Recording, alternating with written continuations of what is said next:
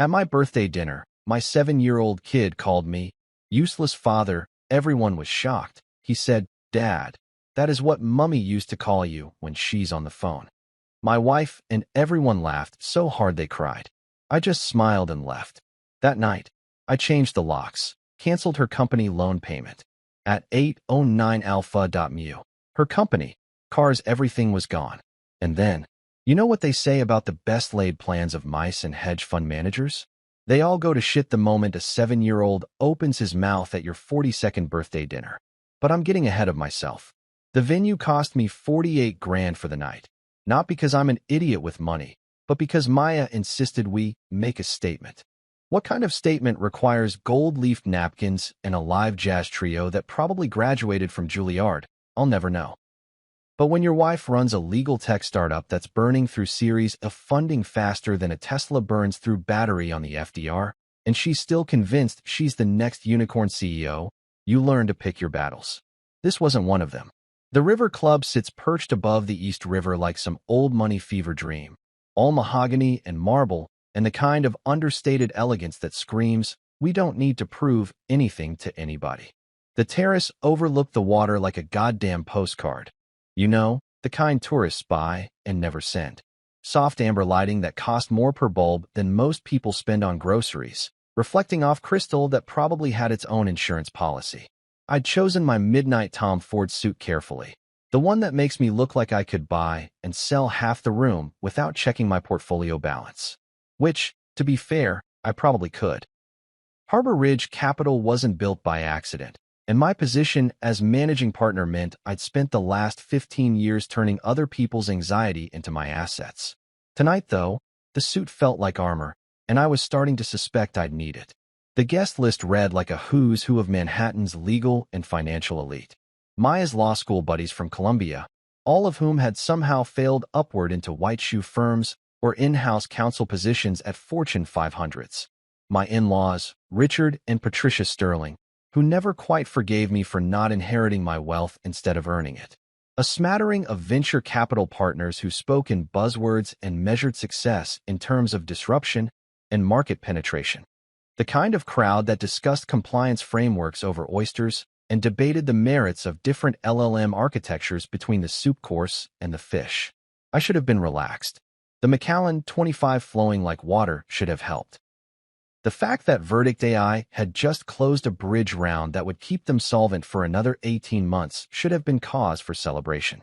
Hell, even the board meeting earlier that week had gone smoothly. No hostile takeover attempts, no shareholder revolts, just the usual dance of corporate governance and fiduciary responsibility.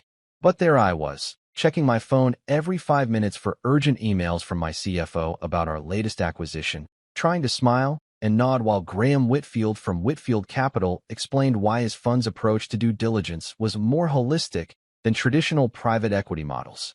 The man talked about leveraged buyouts the way other people discussed their golf handicaps, with enough technical detail to sound impressive and enough vagueness to avoid any real accountability.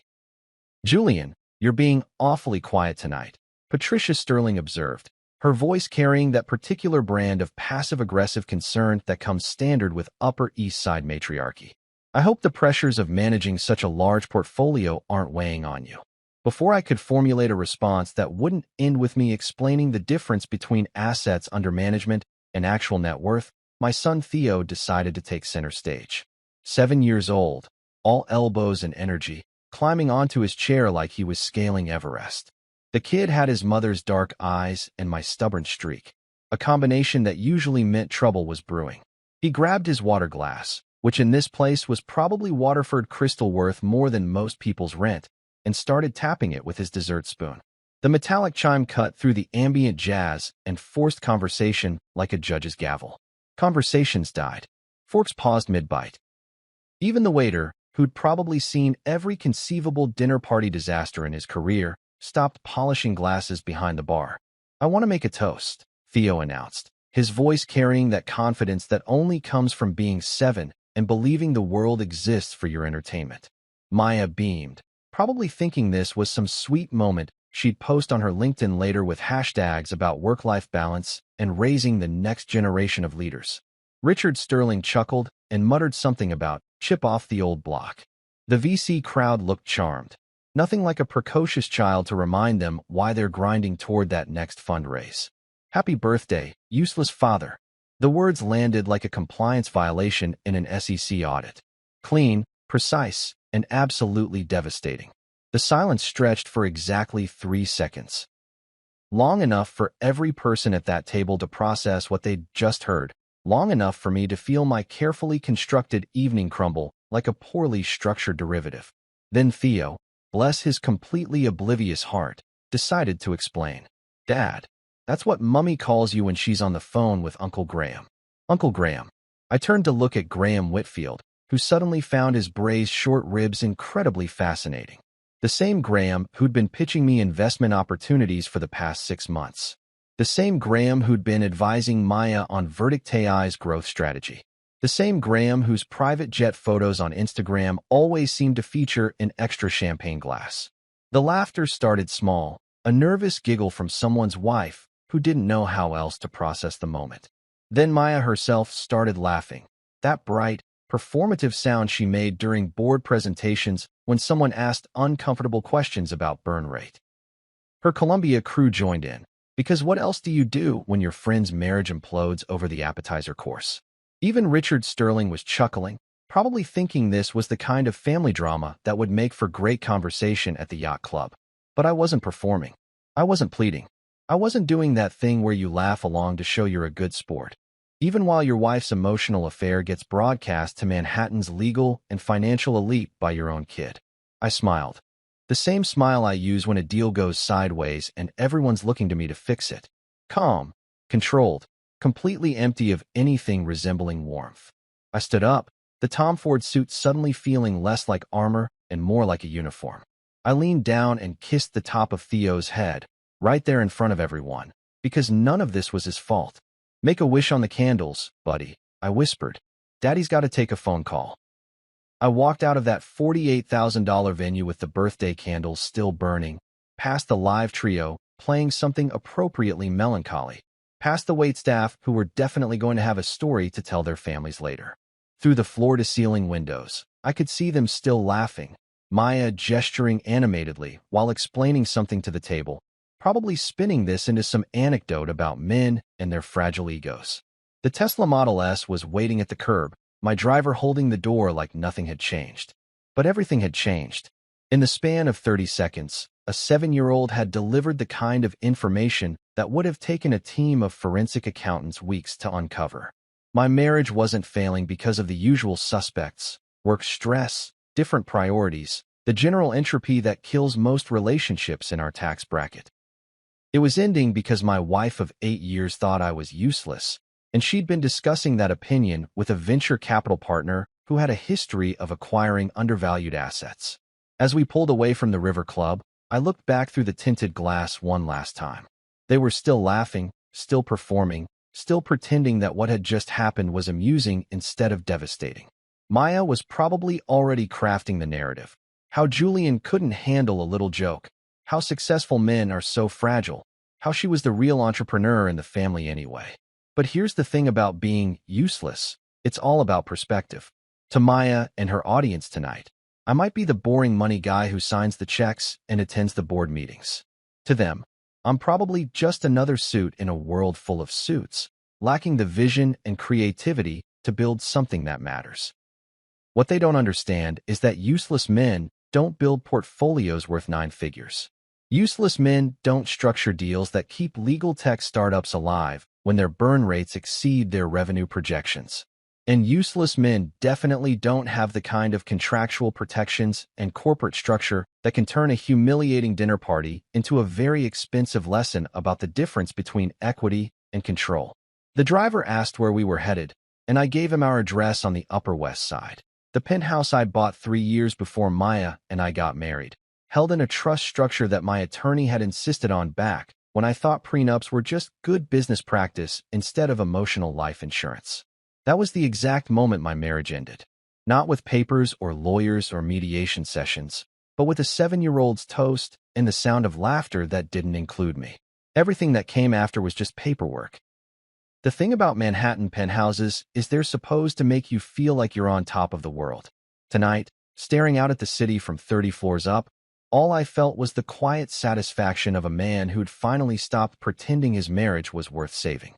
The Upper West Side sprawled below me like a circuit board, all glittering lights and orderly patterns, each window representing someone else's life, someone else's problems, someone else's illusions about what really matters. I poured 3 fingers of Macallan 25, the good stuff, not the bottle I keep for impressing clients who wouldn't know single malt from paint thinner.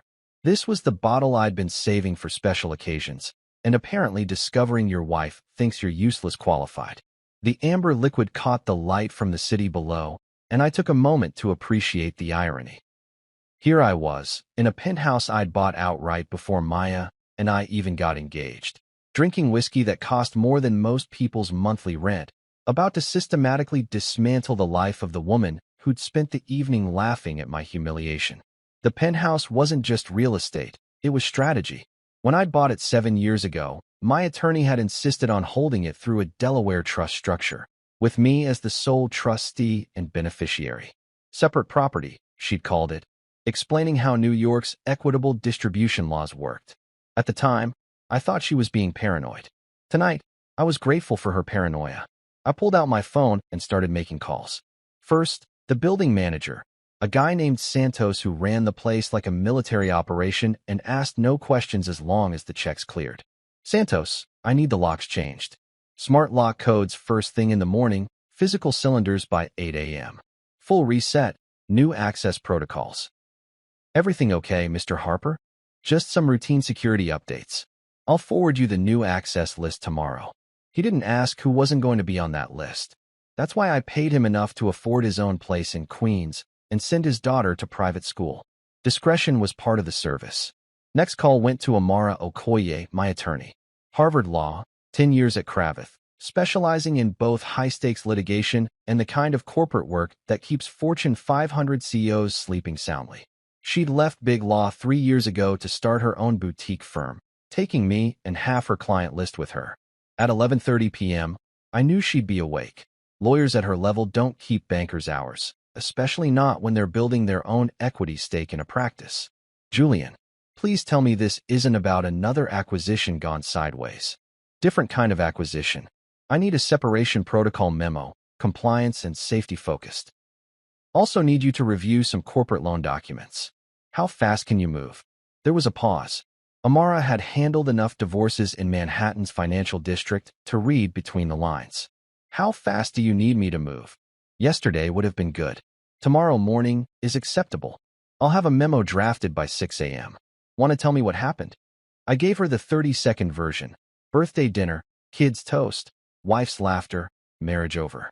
She didn't offer sympathy or ask if I was sure. That's why I paid her $500 an hour. I'll need access to all relevant corporate documents, she said. Loan agreements, security interests, employment contracts. Everything tied to your holding company and her startup. Already pulling them up.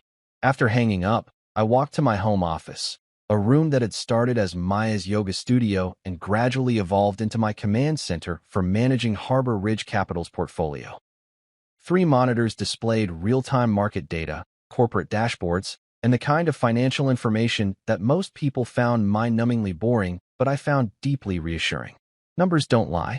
Numbers don't laugh at birthday dinners. Numbers just exist, waiting to be manipulated by people who understand how they work.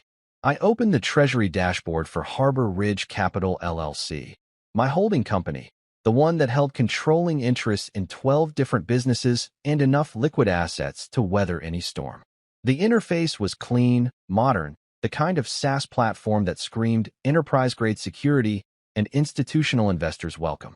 But tonight, I was interested in one specific line item, a secured company loan I'd made to Verdict AI 2 years ago. Maya's legal tech startup had been her baby since the day she graduated from Columbia Law. The idea was solid. Use artificial intelligence and machine learning to help small and mid-sized law firms draft better litigation briefs, automate document review, and level the playing field against the white-shoe firms with armies of associates. The SaaS platform was elegant, the user interface was intuitive, and the underlying technology was genuinely innovative. In a different world, with different timing and different leadership, Verdict AI could have been a legitimate unicorn. But unicorns need more than good ideas. They need capital, experienced management, and the kind of operational discipline that doesn't come naturally to brilliant lawyers who think venture capital is just free money with better networking events. 2 years ago, when their series of funding hit a snag and their runway was shrinking faster than their subscriber base, Maya had come to me. Not as a husband, as an investor. She'd pitched me in our own living room, using the same slide deck she'd shown to Graham Whitfield and the other VC partners who were suddenly taking longer to return her calls. I'd listened to the whole presentation, asked the right questions about user acquisition costs and lifetime value metrics, and then I'd made her an offer. Not an equity investment, a secured company loan. $2 million, competitive interest rate, with a perfected UCC, one lien on all assets now owned or after acquired. The documentation had been handled by Sloan Parkett Park and Keller LLP, the same corporate lawyer who'd been advising Verdict AI since their incorporation. The loan agreement included standard covenants, the kind of terms that any sophisticated lender would demand from a cash-burning startup. No material misrepresentation to stakeholders. No actions causing significant reputational harm to the company or its lenders. Timely payment of all scheduled obligations. Basic stuff, really. The kind of terms that only become problematic if you're planning to do something stupid. Maya had signed without reading the fine print. She'd been focused on the headline number, $2 million to keep her dream alive for another 18 months. She'd treated it like a gift from her supportive husband rather than a commercial transaction with a sophisticated lender who'd structured the deal to maintain maximum control.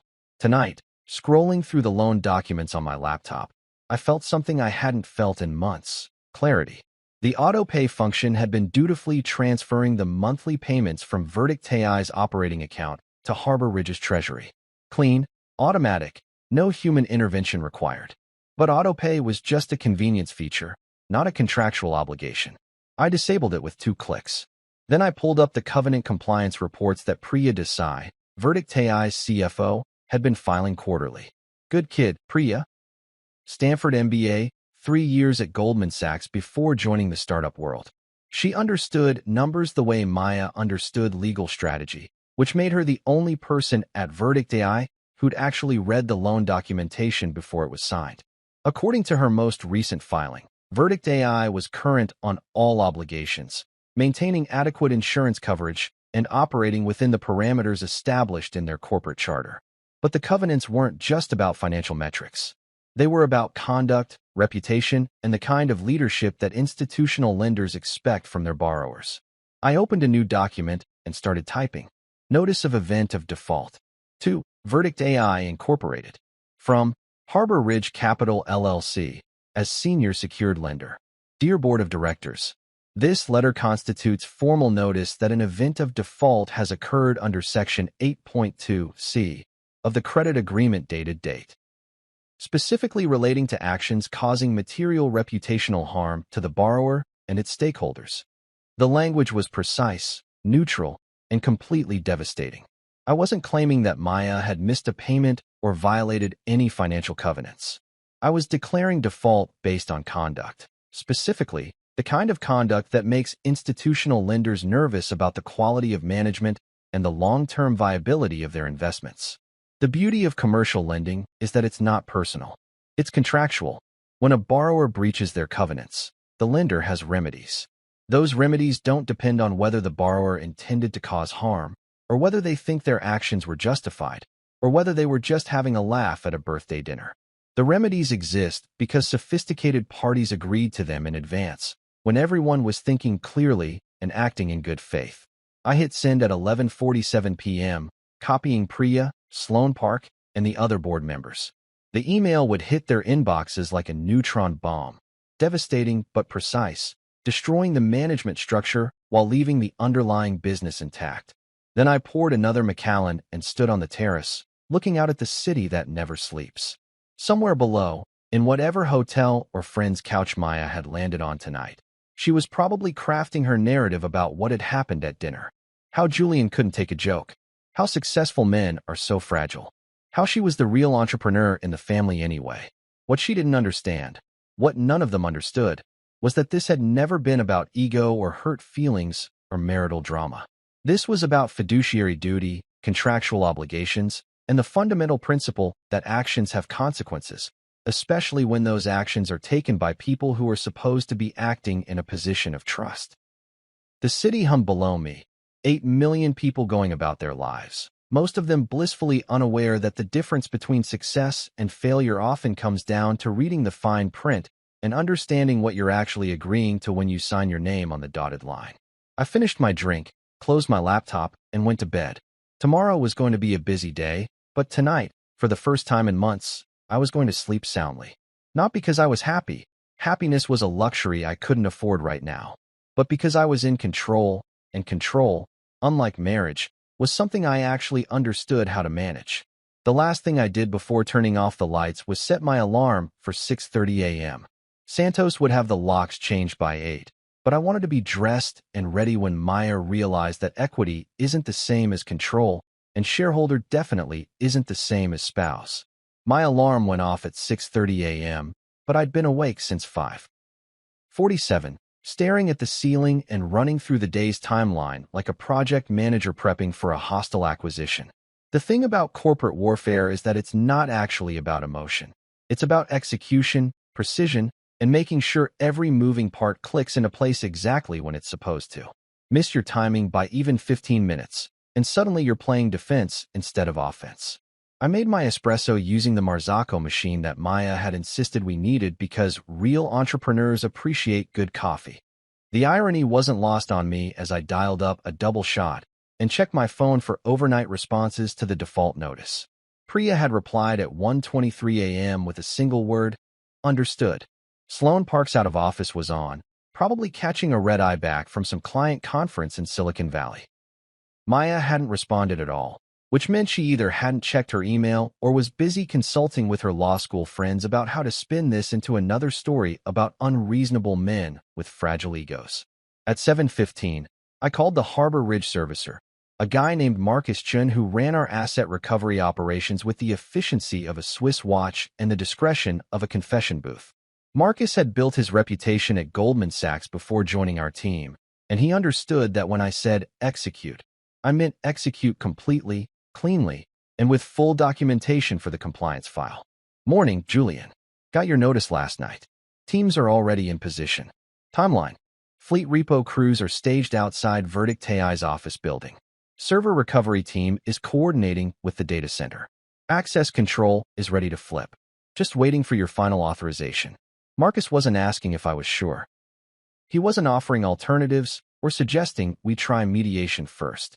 He was treating this like any other commercial enforcement action because that's exactly what it was. When a borrower defaults on their covenants, the lender has remedies. Those remedies don't become invalid just because the borrower happens to be sleeping with someone who used to sleep with the lender. I checked the time, 7:41 a.m. In 17 minutes, Maya would discover that being CEO of a venture-backed startup doesn't mean much when your company's assets are owned by the senior secured lender.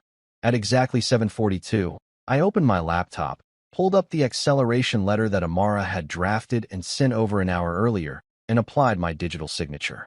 The document was beautiful in its simplicity, 2 pages of clean, precise legal language that basically said, "You breached your covenants. We're calling the entire loan due immediately, and we're taking possession of the collateral pending payment in full." The repossession work order was even more elegant. A single page authorizing Harbor Ridge's servicer to secure and recover all assets subject to the perfected security interest, including but not limited to vehicles, equipment, intellectual property, customer lists, software code, and any other property now owned or after acquired by the debtor. I signed both documents at 7:42 a.m. precisely, then forwarded them to Marcus with a single word, execute. At 7:59, my phone buzzed with a text from Marcus. Teams in motion. ETA 8:09. I poured a second espresso, changed out of my workout clothes into a navy cashmere sweater and dark jeans. The kind of casual but expensive look that said, "I'm not going to the office today, but I'm still the guy who signs your paychecks." Then I settled into my home office to watch the show. Harbor Ridge's asset recovery operation was a thing of beauty. We'd spent 3 years building out the infrastructure after acquiring a distressed logistics company and realizing that half of business success is just showing up with the right paperwork at exactly the right time. Our teams were staffed with former military logistics specialists, retired cops who understood the legal boundaries of commercial repossession, and enough attorneys to make sure every I was dotted and every T was crossed. At precisely 8:09 a.m., my dashboard updated with the first green check. Fleet repo. 2 Tesla Model X. Verdict AI. Completed. Maya's matching Tesla Model X SUVs. The ones she'd leased through the company because executive transportation is a legitimate business expense, were now sitting in Harbor Ridge's secure facility in Long Island City. The repo team had found them in Verdict AI's executive parking garage, used the master keys that came with our security documentation, and driven them away while Maya was probably still figuring out how to order an Uber. 8:12 a.m. Server racks under master equipment lease. Collected. Verdict AI's entire technical infrastructure, the AI servers that powered their machine learning algorithms, the customer databases, the proprietary software that took 3 years to develop, was now disconnected and heading to our secure data facility in New Jersey. The recovery team had coordinated with the data center's management, presented our equipment lease agreements, and physically removed every piece of hardware that Verdict AI needed to operate. 8:15 a.m. Office access badges, disabled. This one was almost too easy. The security system for Verdict AI's Soho Loft office was managed by a smart building platform that integrated with their HR software. When you control the master service agreement for the building's technology infrastructure, disabling access badges becomes a simple API call. 8:18 a.m. Corporate Amex, suspended.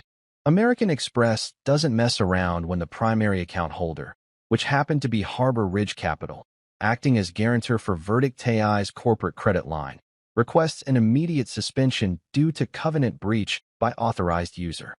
Maya's coffee run this morning was going to require cash. 8:21 a.m. Payroll escrow, held pending board authorization.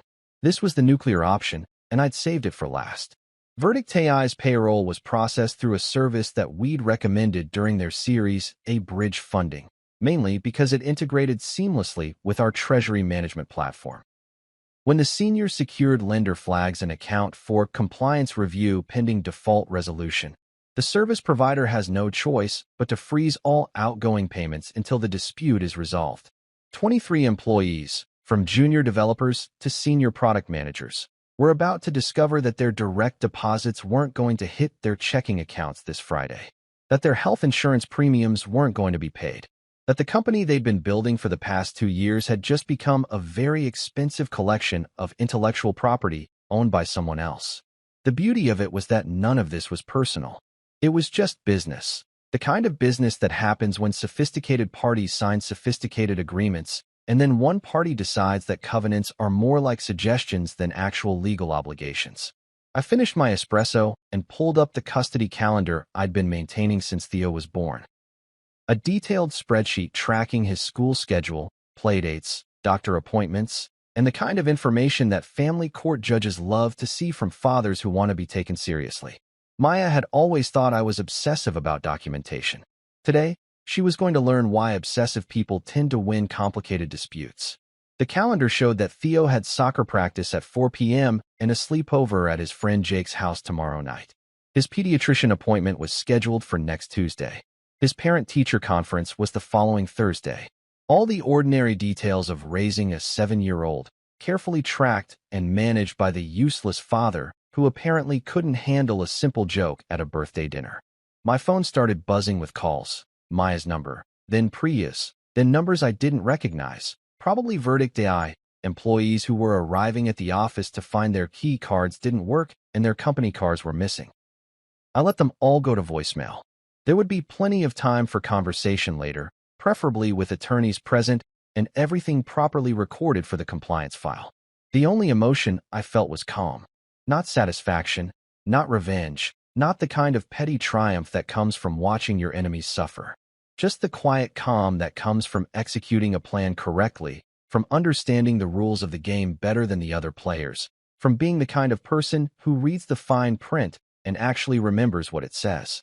Somewhere across town, Maya was probably just figuring out that the Tesla wouldn't start, that her office key card wasn't working, that her corporate credit card had been declined at Starbucks. She was probably calling Priya, who was probably calling Sloan Park, who was probably calling emergency meetings with venture capital partners who were starting to realize that due diligence should have included a more careful review of the company's debt structure. But that was their problem to solve. My problem had been much simpler. How do you respond when someone publicly humiliates you at your own birthday dinner? The answer, it turns out, is that you don't respond at all. You execute. Cleanly, legally, and with enough documentation to satisfy any judge who might eventually review your actions. Maya was about to learn the difference between equity and control, between being a shareholder and being a spouse, between running a company and actually owning the assets that make the company possible. It was going to be an expensive education, but some lessons are worth the tuition. By 9:30 a.m., my phone had been buzzing like a casino slot machine for exactly 91 minutes. 18 missed calls from Maya, 12 from Priya Desai, 6 from numbers I didn't recognize. Probably Verdict AI employees standing outside their locked office building, wondering why their startup badges had suddenly become decorative plastic rectangles. I'd let every single call go to voicemail, not out of spite, but because the next conversation needed to happen with witnesses, proper documentation, and everyone understanding exactly what kind of meeting this was going to be. When Priya finally sent a calendar invite for an emergency board meeting, urgent, I almost smiled. Almost. The kid was learning fast that being CFO of a venture-backed startup means you're the one who has to explain to the board why the company's assets just vanished into thin air. The meeting was scheduled through Verdict AI's usual Zoom Pro account, the one paid for with their corporate Amex, the same Amex that was currently suspended pending resolution of their covenant breach. The irony was so thick you could serve it at a $48,000 birthday dinner. I joined the call from my home study at exactly 9:30, camera on, positioned so the gray morning light from the floor-to-ceiling windows gave me that Warren Buffett meets Michael Clayton look that intimidates the shit out of people even when you're wearing a navy cashmere sweater instead of a $1,000 suit. The background showed my law degree from NYU, my Series 7 and 66 certifications, and just enough of my book collection to suggest I actually read the documents I sign. The other participants were already in their little Zoom squares, looking like they'd been dragged out of bed to attend their own execution. Priya appeared to be calling from her kitchen, still in a Columbia Business School hoodie, her usually perfect hair pulled back in what my ex-wife would have called a crisis ponytail. Her voice was shaking when she opened the meeting, and I could see her hands trembling as she shared her screen with the board agenda. Good morning, everyone. Thank you for joining on such short notice. We have a situation. Graham Whitfield from Whitfield Capital looked like he was dialing in from his private jet, again.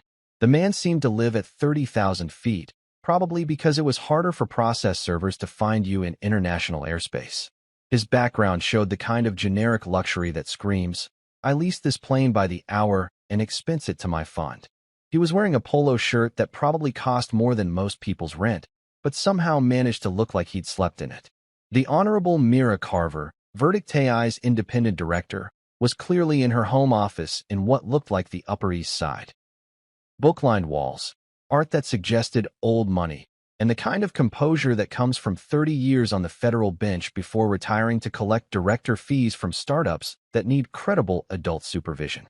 She'd probably seen enough corporate drama to write a textbook on fiduciary duty breaches.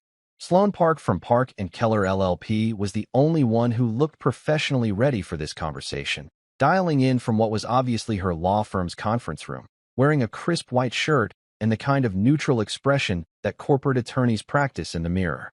She had a stack of documents in front of her and 2 associates just off camera, probably frantically researching precedents for what happens when the founder's husband forecloses on the company. And then there was Maya, appearing on screen for the first time since last night's birthday dinner disaster. She'd found somewhere to stay. Looked like a hotel room, probably the W or the Edition, somewhere expensive enough to maintain the illusion that this was all just a temporary inconvenience. Her makeup was flawless, her hair was perfect, and she was wearing the kind of power blazer that cost more than most people's cars. But her eyes had that slightly manic gleam that comes from running on pure adrenaline and whatever stimulants keep venture-backed CEOs functional during crisis situations.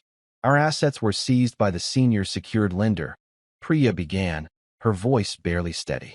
As of 8:09 this morning, we no longer have access to our office, our vehicles, our servers, or our corporate credit lines.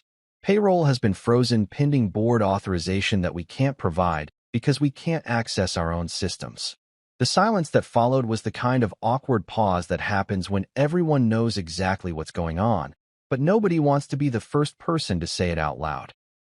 Graham was probably calculating how much of his fund's investment was about to become a tax write-off. Judge Carver was likely running through the fiduciary duty implications of a board that had somehow missed the fact that their largest creditor was married to their CEO.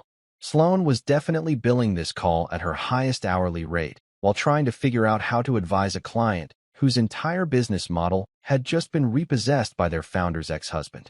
The lender is. Priya swallowed hard, looking directly at my camera. Julian's holding company. Harbor Ridge Capital LLC. Graham tried to salvage some authority from the situation, leaning forward with the kind of aggressive posture that probably worked great in conference rooms, but looked ridiculous over video chat. This is clearly a hostile takeover disguised as debt enforcement.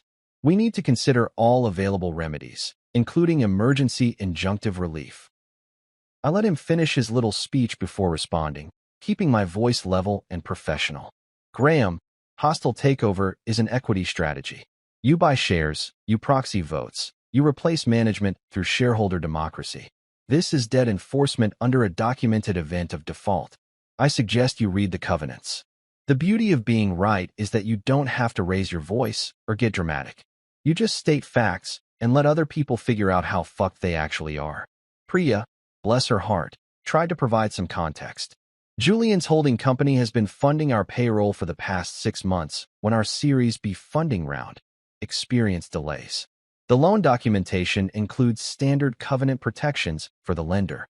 Judge Carver spoke up for the first time, her voice carrying the kind of authority that comes from decades of sorting out complicated legal disputes. Mr. Harper, what are your intentions regarding the company's operations and its employees?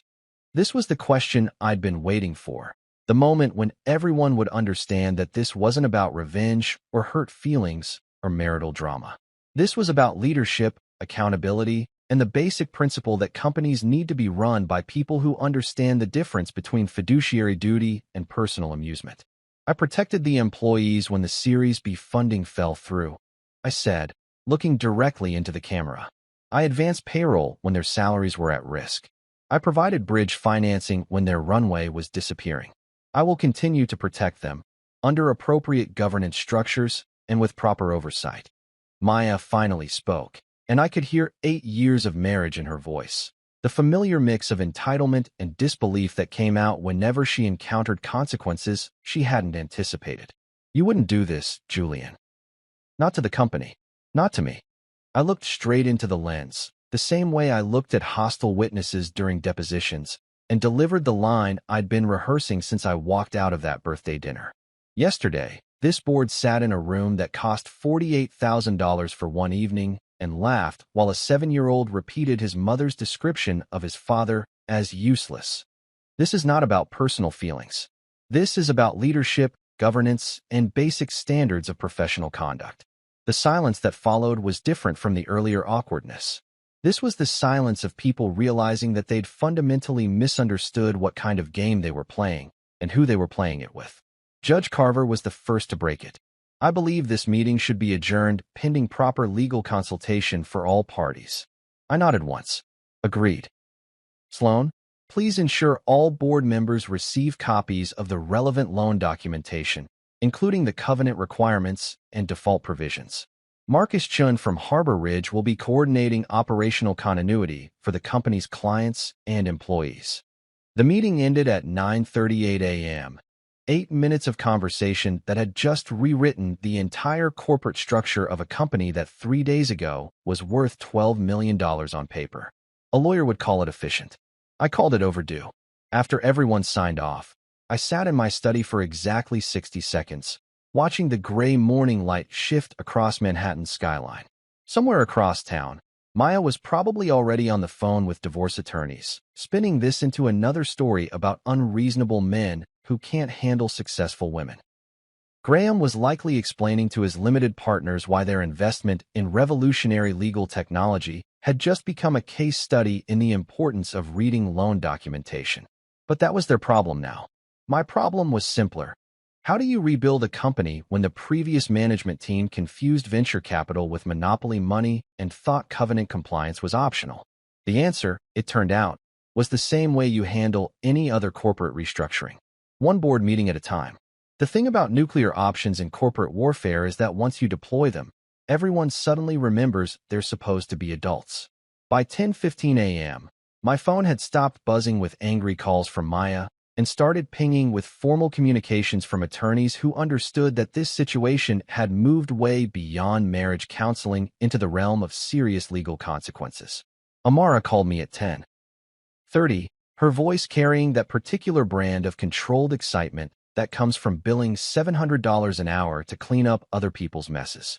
I've got 3 different law firms trying to reach me about emergency injunctions, temporary restraining orders, and something called unconscionable debt enforcement practices.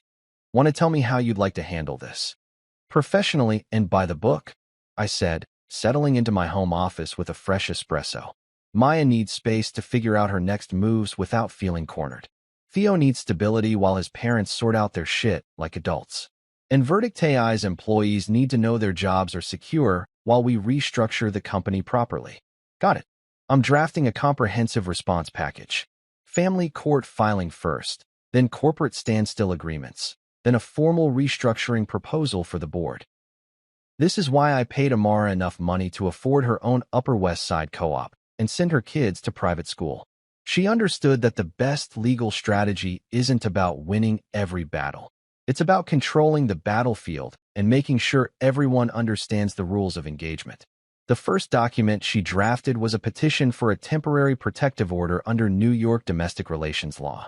Not the kind of restraining order that makes headlines and ruins careers, but the kind of legal breathing room that prevents ugly situations from getting uglier. The filing was clean, neutral, and focused on child custody arrangements rather than marital fault or financial disputes. Petitioner seeks temporary court-supervised custody arrangements to ensure continuity of care for the minor child, while parties address separation-related issues through appropriate legal channels. Amara had written, in the kind of language that family court judges appreciate for its lack of drama and excess of actual legal substance. The protective order wasn't about punishment. It was about creating predictable boundaries while Theo's entire world was being reshuffled. Shared custody with clear schedules, communication protocols that went through attorneys instead of midnight text message fights, and the kind of structure that meant a 7-year-old wouldn't have to worry about whether daddy was going to be at soccer practice or mommy was going to remember to pack his lunch. The formal separation notice was even more straightforward. 2 pages of legal language that basically said, "This marriage is over. Let's divide assets according to the law instead of through social media posts and mutual friends taking sides." New York's equitable distribution statutes are pretty clear when you've got proper documentation, and I'd spent 7 years making sure every significant asset was properly documented. On the corporate side, Amara was drafting what she called a standstill agreement, basically a promise that Harbor Ridge wasn't going to fire everyone and liquidate Verdict AI's assets while the lawyers figured out how to restructure the company properly. The document was designed to calm down employees who were probably updating their LinkedIn profiles and wondering if their health insurance was still valid. All current Verdict AI personnel may retain company-issued laptops and equipment for remote work purposes. Payroll and benefits continuation guaranteed through Harbor Ridge Capital for a minimum of 90 days. Reporting structure transitions to interim operational management pending board-approved restructuring. I also had Marcus send formal notice to Graham Whitfield and the other VC investors about a potential Article 9 sale, the kind of legal proceeding that happens when a secured creditor decides to sell a debtor's assets to recover their investment.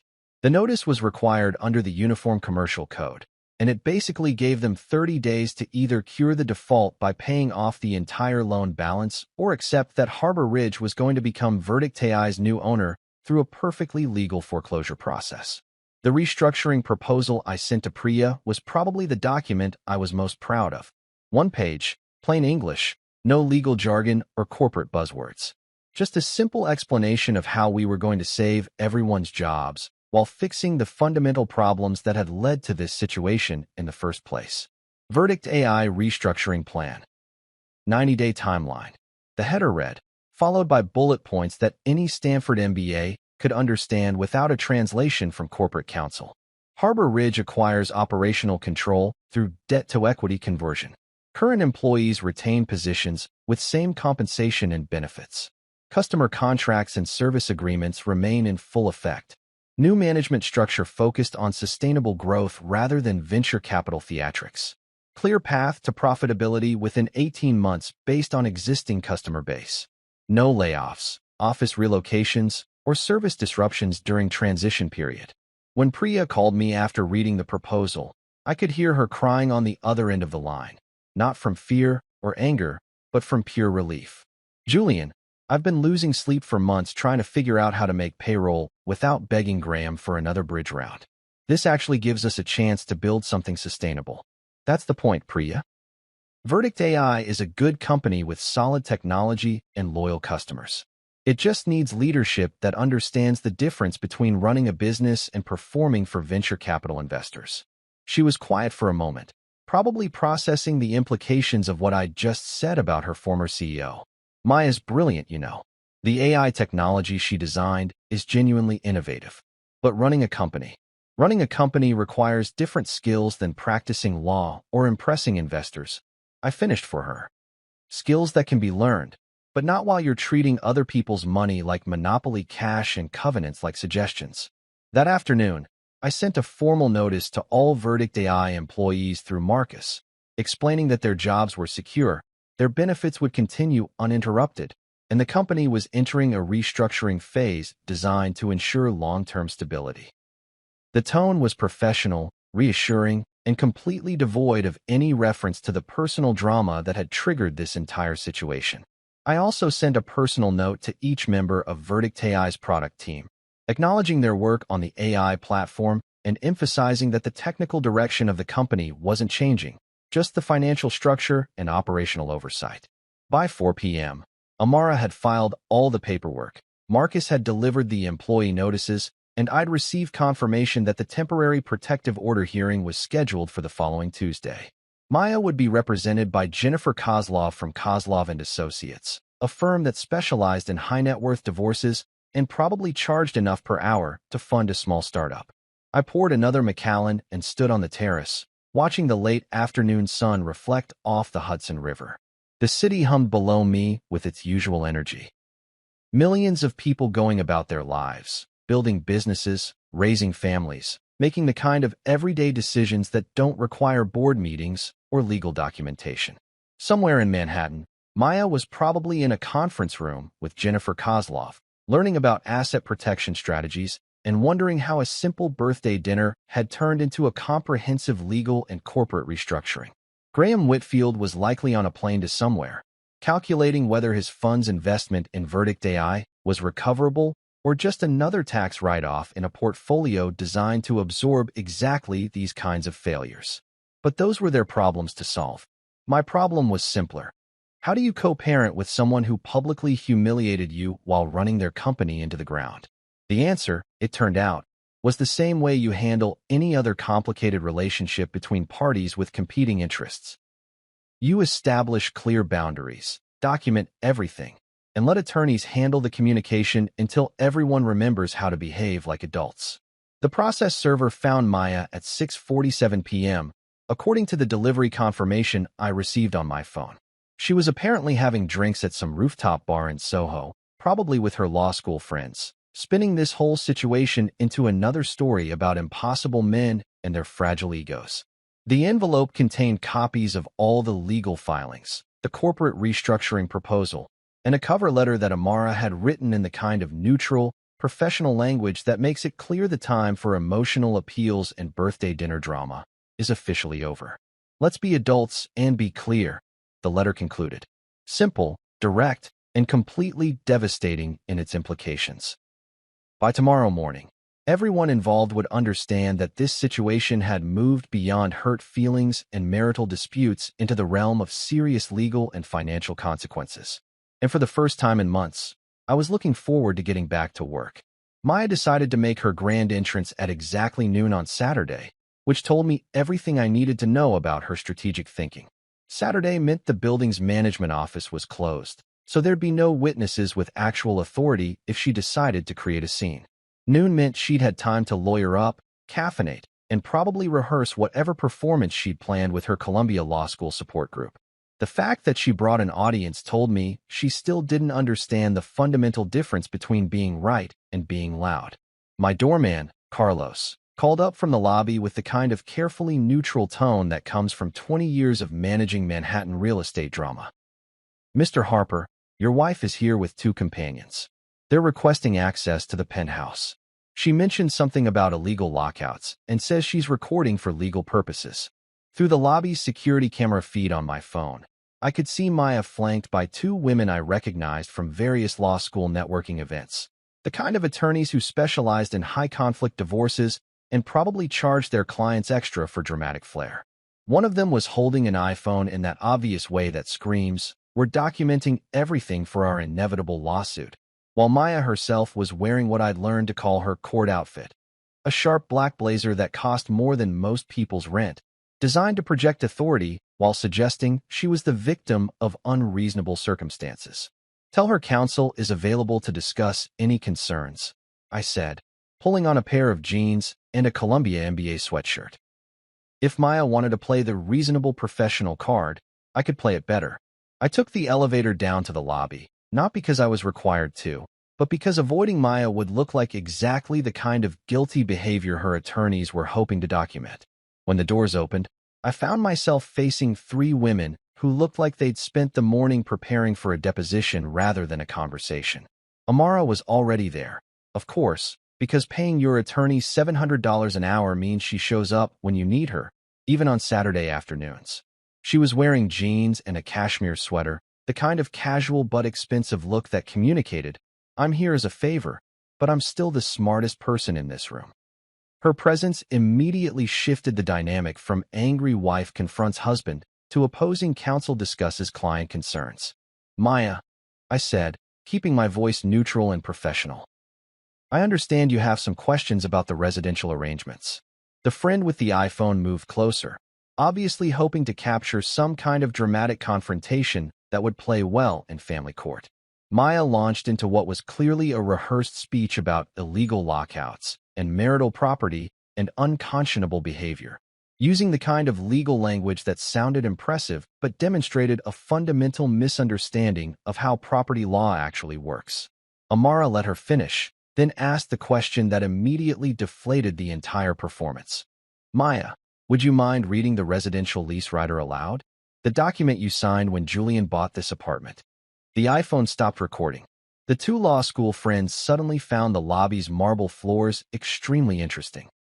Maya's perfectly prepared speech evaporated as she realized that her audience was about to hear her own signature on legal documents that explicitly established the penthouse as Julian's separate property, held in a premarital trust, with exclusive possession clauses that had been drafted specifically for situations exactly like this.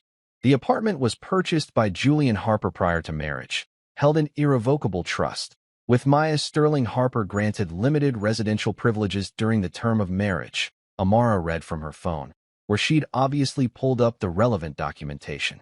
Termination of marriage automatically revokes residential privileges, with 30-day notice period waived in cases of marital misconduct or breach of residential agreements. The beautiful thing about proper legal documentation is that it eliminates drama. You can't argue with your own signature, and you can't claim ignorance of terms you agreed to when a qualified attorney explained them to you 3 years ago during the apartment refinancing. Maya pivoted to her fallback strategy, money and emotional manipulation. "Your entire portfolio exists because I stayed home with Theo while you chased deals and built your precious holding company. I sacrificed my career to support your ambitions." This was the moment I'd been preparing for since walking out of that birthday dinner. Not the legal arguments or the corporate restructuring or the custody arrangements, But this specific accusation that my success was somehow built on her sacrifice, that Harbor Ridge Capital was a joint venture rather than something I'd built through 15 years of 18-hour days and weekend deal negotiations. Maya, I said, looking directly at the iPhone that was now recording again, I'm not going to argue about the past, but I am going to be clear about the future.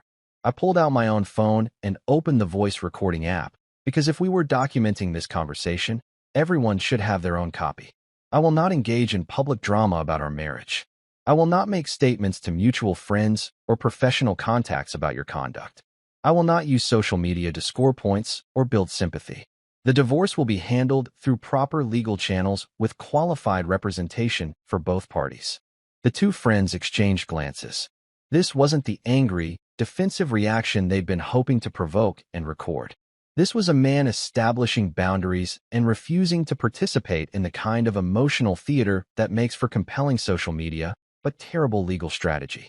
Theo's custody arrangements will be determined by family court based on his best interests, not by whoever can generate the most sympathy or outrage. His schedule, his school, his healthcare, his emotional stability. All of that gets decided by professionals whose job is protecting children, not by parents trying to punish each other. Maya tried to interrupt, but I wasn't finished. Verdict AI's restructuring will proceed according to the loan agreements and corporate governance documents that everyone signed when they thought venture capital was free money. The employees will keep their jobs, the customers will keep their service, and the company will be run by people who understand the difference between fiduciary duty and performance art. I ended the recording and put my phone away.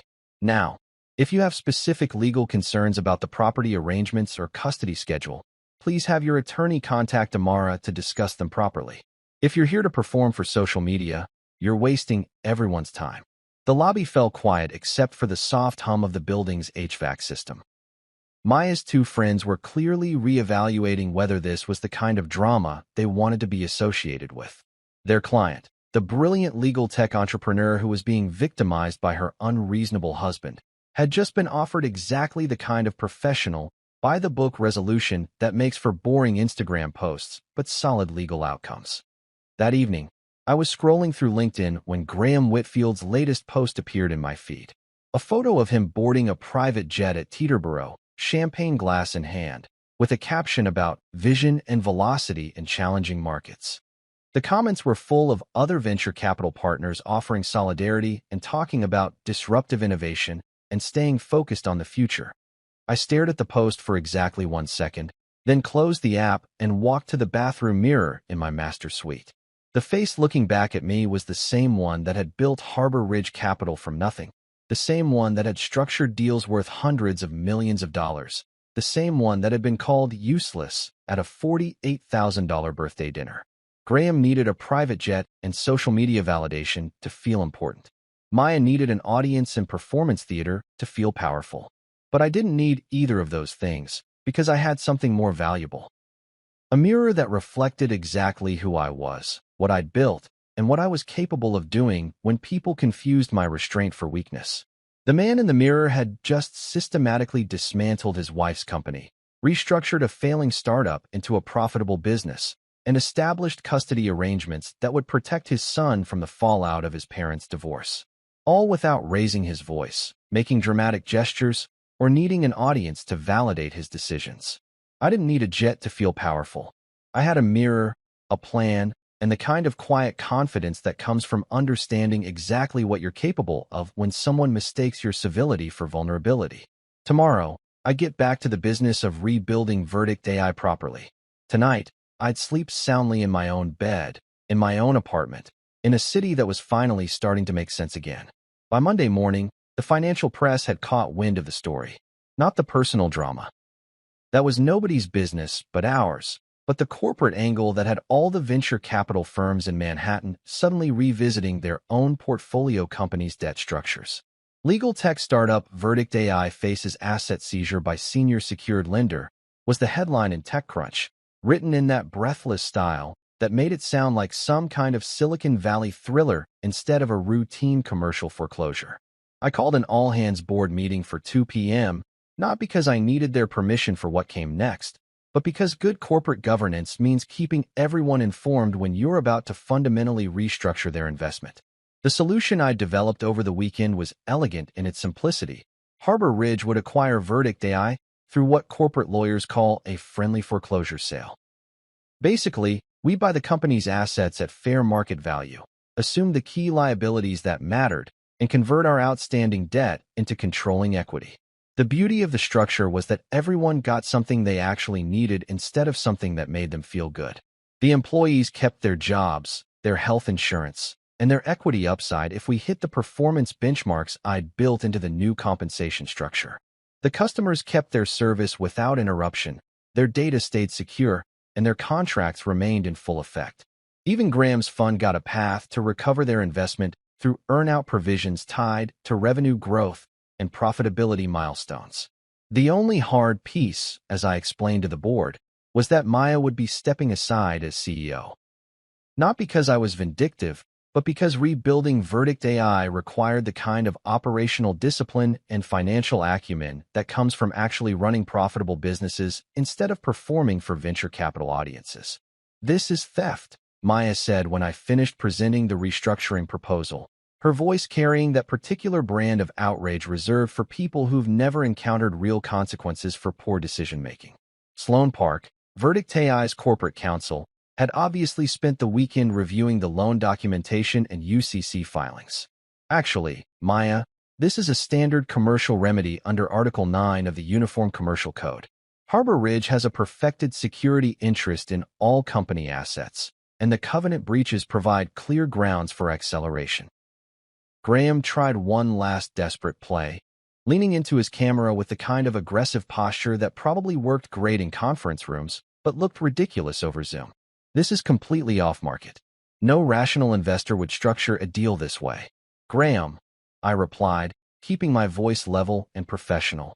"Rational investors read the loan documentation before they advise their portfolio companies to sign it. This structure protects everyone's interests while ensuring the business can actually survive long enough to generate returns." Judge Carver, bless her, cut straight to the heart of the matter. "What are the alternatives if the board rejects this proposal?" I pulled up the liquidation analysis that Marcus had prepared over the weekend. Article 9 sale of all assets, probably generating 60 to 70 cents on the dollar for secured creditors. Employees lose their jobs, customers lose their service, and the VC investment becomes a total write-off. The silence that followed was the sound of people doing basic math and realizing they didn't have better options. Priya called me 30 minutes after the meeting ended, and I could hear something I hadn't heard in her voice for months: hope. "Julian, this is Mercy. You could have liquidated everything and walked away with your investment. Instead, you're giving us a chance to actually build something sustainable." "Don't say that to me, Priya. Say it to your team. They're the ones who did the work while management was playing venture capital theater." That afternoon, our compliance audit turned up exactly what I'd expected to find: personal charges on the corporate American Express account that had nothing to do with legitimate business expenses. A luxury spa weekend in the Hamptons. A $12,000 Hermes bag from the Madison Avenue boutique. Dinner at 11 Madison Park for 8 people who weren't clients, customers, or employees. I didn't wave it around or leak it to the business press.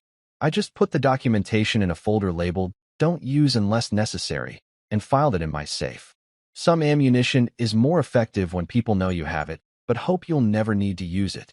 The difference between winning and winning ugly is knowing when to be generous with people who've learned their lesson and when to be ruthless with people who still think the rules don't apply to them. Maya would figure out which category she belonged to soon enough. By close of business Monday, Verdict AI had a new ownership structure, a sustainable business plan, and a management team that understood the difference between building value and building buzz. The employees kept their jobs, the customers kept their service, and Graham's fund got a second chance to see returns on their investment. Maya kept her equity stake, diluted, but still meaningful if we hit our targets. What she didn't keep was the illusion that being CEO meant you could treat other people's money like play money and covenants like suggestions. Sometimes the best deals are the ones where everyone gets exactly what they need, even if it's not what they wanted. The thing about corporate turnarounds is that they're less about grand gestures and more about showing up at 6 a.m. with a decent espresso and a checklist of things that need to work before lunch. When I arrived at Verdict AI's Soho Loft office Tuesday morning, Marcus was already coordinating with the ops crew, a mix of IT specialists and business continuity experts who'd helped us resurrect 3 different distressed acquisitions over the past 2 years. The server room looked like the aftermath of a very precise hurricane. Our asset recovery team had been thorough when they'd pulled the equipment, but they'd also been professional. Every cable labeled, every component cataloged, every database backed up to our secure facility in New Jersey. Bringing it all back online wasn't rocket science, just expensive patience and the kind of systematic approach that venture-backed startups never budget for.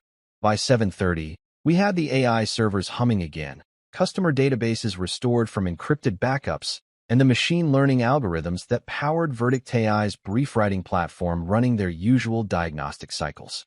The software hadn't suffered during its temporary exile. Code doesn't care about corporate drama, just proper version control and adequate server resources. At exactly 8 a.m., I stood in front of Verdict AI's entire staff, 23 people who'd spent the past 4 days wondering if they still had careers, and delivered the speech I'd been rehearsing since Sunday night. Paychecks continue. Healthcare continues. Your stock options remain valid under the new equity structure. We have 90 days to prove this company can be profitable instead of just promising. No jargon about synergistic realignment or right-sizing for optimal growth trajectory. Just the basic information that adults need to make decisions about their careers and their families. I explained our new product thesis. Build a simple, secure brief builder that small and mid-sized law firms could actually use without needing a PhD in computer science or a CFO to decode the billing structure. AI that worked reliably instead of impressively. Machine learning that could be audited by compliance officers instead of just venture capital partners. SaaS contracts that law firms could actually understand and afford. No fireworks, no disruption, just a working product that helps lawyers practice law more efficiently. I concluded. If you're here to sue me, I understand. If you're here to build something sustainable, I'll be at my desk. By lunch, 3 mid-sized litigation shops had re-signed their service agreements, attracted by our new pricing structure that charged for value delivered instead of seats licensed. We'd eliminated the VC-friendly metrics that looked impressive in board decks, but made no sense to actual customers who needed to bill clients and pass compliance audits. For the first time in months, Verdict AI felt like a real business instead of an expensive performance art project. The air in the office was different, focused, practical, relieved. People were working instead of wondering if their next paycheck would clear. It felt like oxygen after holding your breath for 2 years. Family Court in Manhattan operates on the principle that children deserve better than whatever drama their parents can't figure out how to handle privately. Judge Patricia Morrison had been dealing with high-net-worth custody disputes for 15 years, which meant she'd seen every possible variation of wealthy people using their kids as weapons in financial warfare. The fact that she'd agreed to an expedited hearing told me she understood this case was about protecting a 7-year-old from his parents' inability to behave like adults, not about determining who was more wronged in the dissolution of a marriage. I arrived at 60 Center Street at 8:30 a.m. wearing my most conservative Navy suit, the one that said responsible father instead of private equity predator. Amara was already there, briefcase full of documentation that demonstrated what she called extraordinary preparation for parental responsibilities. Maya's attorney, Jennifer Kozlov, was setting up at the opposing table with enough files to suggest they were planning to relitigate the entire marriage instead of just establishing a custody schedule. Judge Morrison reviewed our submitted parenting plans for exactly 12 minutes before looking up with the expression of someone who'd seen this movie too many times. Mr. Harper, Miss Sterling, I'm not interested in speeches about who's the better parent or whose fault this divorce is. I'm interested in what's best for Theodore Harper, age 7. Who shouldn't have to suffer because his parents can't figure out how to communicate without attorneys. The beauty of having kept detailed records for 7 years was that I could answer every question about Theo's life without checking notes or conferring with counsel. His pediatrician was Dr. Sarah Chun at NYU Langone. His school schedule included soccer practice Tuesdays and Thursdays, piano lessons Wednesday afternoons, and a standing playdate with Jake Morrison every other Friday. His bedtime routine involved 2 books, a glass of water, and exactly 14 minutes of just one more question, Daddy, before he finally fell asleep. Maya's attorney tried to paint me as the absent father who prioritized business over family, but the documentation told a different story. School pickup records showing my attendance at 73% of dismissals. Pediatric appointment schedules with my name listed as the primary contact. Youth Soccer League volunteer coaching certification from when Theo decided he wanted to try sports. The kind of mundane parental data that venture capital partners and legal tech entrepreneurs don't usually maintain in spreadsheets, but that family court judges find extremely persuasive when determining custody arrangements. Your Honor, I said when asked to explain my position, I don't want to win custody. I want Theo to have 2 parents who can co-parent effectively without putting him in the middle of their personal issues. Whatever schedule serves his best interests is the right schedule. Judge Morrison awarded us a temporary shared custody arrangement. Alternating weeks, with clear protocols for school events, medical decisions, and holiday schedules. She also mandated something that probably saved all 3 of our lives. A co-parenting class that neither Maya nor I could delegate to our attorneys or skip because of business travel. And both parents will attend individual counseling to address the underlying issues that led to this dissolution, she added, looking directly at me. Mr. Harper, successful people often think therapy is for other people. In my experience, successful co-parenting requires everyone to do the work. My first quiet night with Theo happened the following Tuesday. He'd spent the afternoon at his new school. We'd transferred him to collegiate, a place where the other kids' parents were dealing with similar family transitions, and the guidance counselors actually understood the psychology of divorce in high-net-worth households. We ordered Chinese takeout and ate it on the floor of the living room while watching some animated movie about talking cars, which seemed appropriately mindless after a day of corporate restructuring and custody arrangements. Halfway through dinner, Theo looked up from his lo mein with the kind of serious expression that meant he'd been thinking about something important. Daddy, am I in trouble? Because of what I said at your birthday. I put down my chopsticks and knelt next to him, the way my own father never did when I was 7 and had complicated questions about complicated situations. No, buddy, you're not in trouble. Words aren't trouble when they're honest. Sometimes grown-ups put heavy words on little shoulders, and that wasn't your job to carry. We spent the next hour coloring a rocket ship, adding stars and planets, and the kind of elaborate background details that 7-year-olds think are essential to any space exploration mission. He asked if rockets are loud when they launch, and I told him yes, they're incredibly loud, but the best part is when they get high enough above Earth that they're finally above all the noise. Like above the arguing? He asked, adding another star to our drawing. Exactly like that. Later that evening, after Theo was asleep, I called Dr. Rachel Stern, the therapist that Amara had recommended when I'd asked for someone who specialized in helping high-functioning adults deal with life transitions that couldn't be solved through strategic planning and better documentation. She had availability the following week, which felt like a minor miracle in Manhattan's competitive therapy market.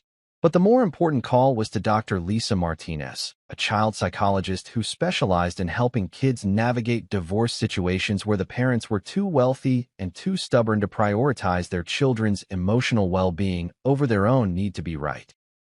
Her practice was on the Upper East Side, and her waiting room was probably full of kids whose parents owned companies and fought about custody schedules instead of just figuring out how to raise healthy humans.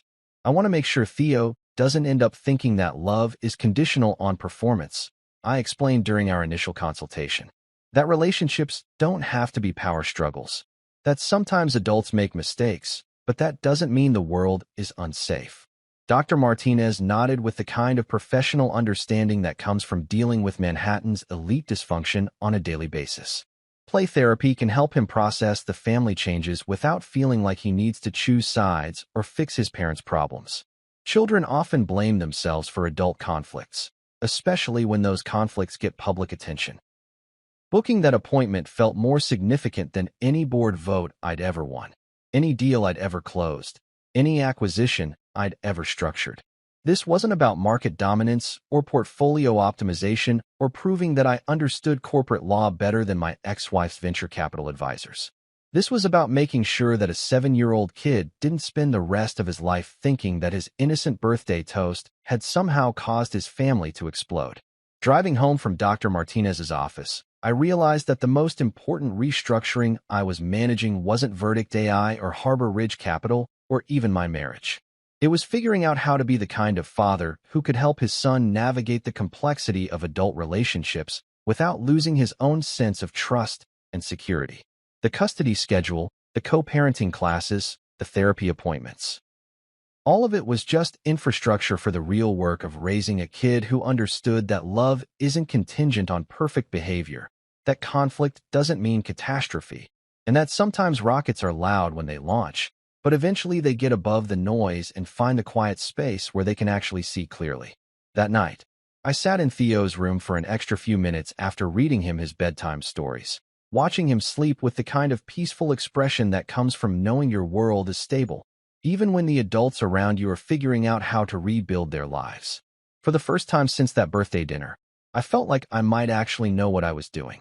6 months later, I was sitting in a conference room at Blackstone's Manhattan headquarters, listening to a private equity managing director explain why Verdict AI represented exactly the kind of boring excellence that institutional investors had been searching for in the legal tech space.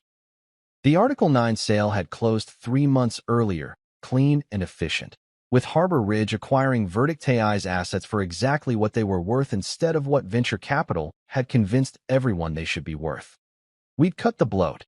No more Soho loft office that cost more per month than most law firms' annual technology budgets. The new headquarters was in a sensible building in Midtown South, close enough to the courts that our actual customers could visit without feeling like they were touring a tech startup theme park. We'd kept the soul, the AI platform that actually helped lawyers draft better briefs, the machine learning algorithms that could review contracts without hallucinating clauses that didn't exist, the customer service team that understood legal compliance requirements instead of just growth hacking metrics. The version of Verdict AI we'd shipped in March was revolutionary in its ordinariness. It worked exactly as advertised. It charged reasonable prices for measurable value. It passed security audits without requiring customers to hire consultants to interpret the compliance documentation. Law firms could actually afford it, understand it, and trust it with confidential client information. Priya had evolved into the kind of CEO that boards of directors dream about, competent, disciplined, focused on building long-term value instead of optimizing for the next funding round. She understood unit economics, customer acquisition costs, and the difference between revenue growth and actual profitability. More importantly, she understood that running a legal tech company meant serving lawyers, not performing for venture capital partners who'd never build an hour in their lives. Ray Lin, our new CTO, had transformed the technology stack from an impressive demonstration of machine learning capabilities into a robust platform that could handle the mundane reliability requirements of actual law firms. The AI didn't try to be clever. It just worked, consistently, with the kind of predictable performance that allows small firms to compete with white-shoe practices without hiring armies of junior associates. Harbor Ridge Capital has built exactly what the legal services market needed, the Blackstone MD was saying, reviewing our quarterly metrics on his tablet. Sustainable growth, proven customer retention, clear path to profitability. This is how you scale B2B SaaS in regulated industries. The acquisition offer was generous but not stupid. 8 times annual recurring revenue, with earnouts tied to customer growth and profit margins rather than vanity metrics like user engagement or viral coefficients. It was the kind of deal that made sense for everyone involved. Institutional investors got a stable return in a growing market. Employees got liquidity for their equity stakes, and customers got the reassurance that their legal tech provider was backed by serious capital instead of venture capital theater. I'd stay on as executive chair and majority shareholder, but Priya would remain CEO and the everyday face of the company. My job would be strategic oversight and making sure Verdict AI never again confused venture capital with actual business strategy.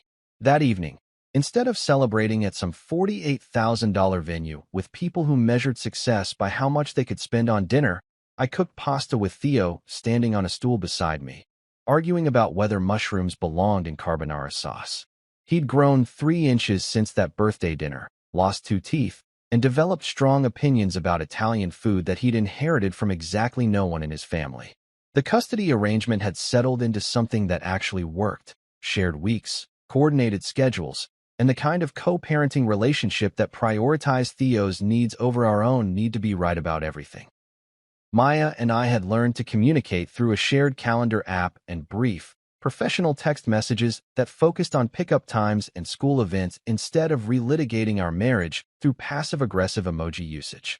The co-parenting class had been more useful than either of us had expected, mainly because it forced us to practice having boring conversations about practical topics: summer camp applications, orthodontist appointments, college savings plans, without turning everything into a referendum on who was the better parent or whose fault the divorce had been. After dinner, I poured exactly 2 fingers of Macallan, not the 25, just the 18, because some habits need modification, and opened my laptop to join Verdict AI's monthly board meeting. These calls had become refreshingly brief affairs focused on actual business metrics instead of fundraising narratives or competitive positioning against other legal tech startups that were burning through Series B funding to build products that nobody actually wanted to buy. Customer acquisition cost is down 12% this quarter, Priya reported, and customer lifetime value is up 18%. We're ahead of schedule on the path to profitability. No dramatic presentations about disrupting the legal industry or revolutionizing how law firms operated. Just the boring, profitable reality of building software that solved actual problems for people who paid their bills on time. My phone buzzed with an email from Graham Whitfield's fund. Apparently, they were interested in discussing a Series B re-engagement for some other legal tech startup that had built an AI platform for contract analysis. I smiled and typed back, "We'll talk after Q2. Focus on sustainable business models first." The irony wasn't lost on me. 6 months ago, I'd been the useless father who didn't understand innovation or entrepreneurship or the transformative potential of artificial intelligence in legal services. Tonight, I was the guy that venture capital funds called when they needed advice about which legal tech investments might actually generate returns for their limited partners.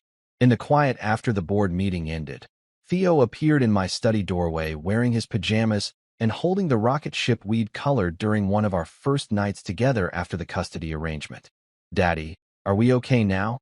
he asked, the same question he'd been asking in different variations for months, each time with a little less worry and a little more confidence that the answer would be consistent.